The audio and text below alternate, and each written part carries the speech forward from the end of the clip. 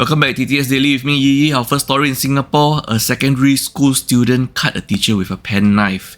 And in Malaysia, Perak, a 7-Eleven store assistant was assaulted over a charging cable. And our last story in Malaysia, a chain collision turned fatal. Our first story is in Singapore where a student actually cut a teacher with a penknife. This happened on April 28, 2025 at Bartley Secondary School. The teacher was hospitalized at Tan Tock Seng Hospital and received outpatient treatment and is on medical leave recovering at home. The student was arrested and is assisting with police investigations, and the student has not returned to school. The principal has confirmed the incident and the school is supporting the student's parents and affected staff. SCDF, Singapore Civil Defence Force, received a call at 12:25 p.m. on April 28, and one person, the teacher, was conveyed to the hospital. Investigations are currently ongoing, and this brings us a question as, is it harder and harder to be a teacher in Singapore? Are the students getting more and more rowdy in Singapore? What caused this incident to happen for a student to cut a teacher with a sharp object? What actually gave rise to this incident in the first place? These are all the questions that we have to ask. Our next story happened in Perak, Malaysia, where two women believed to be a mother and daughter pair assaulted a shop assistant at a 7-Eleven around 3 a.m. on April 27, 2025. And this assault occurred because the assistant refused to let the woman test a charging cable before purchase, per store policy.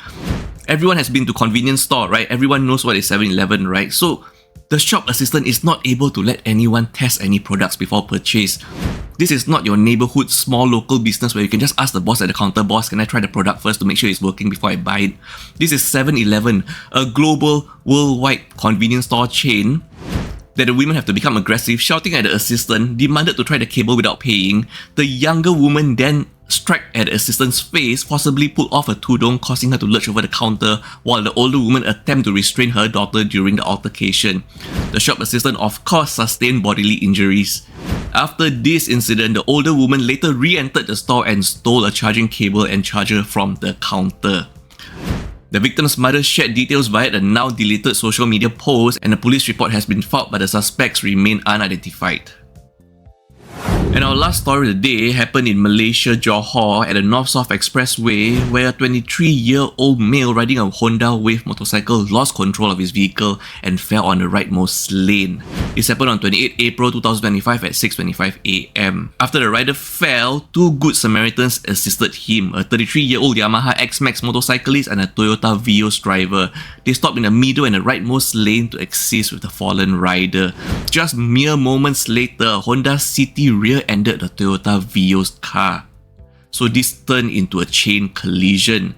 As vehicles moved forward to clear the space, a Singaporean driving a Subaru Impreza failed to stop in time, running over the fallen rider and colliding with the Yamaha motorcycle, Toyota Vios and Honda City. Sadly, the 23-year-old Honda Wave rider was pronounced dead at the scene due to severe injuries. The Yamaha X-Max motorcyclist, the first Good Samaritan, sustained a fractured right leg, while the second Good Samaritan, the Toyota Vios driver, was uninjured. The Honda City driver was also uninjured, along with the Subaru Impreza driver.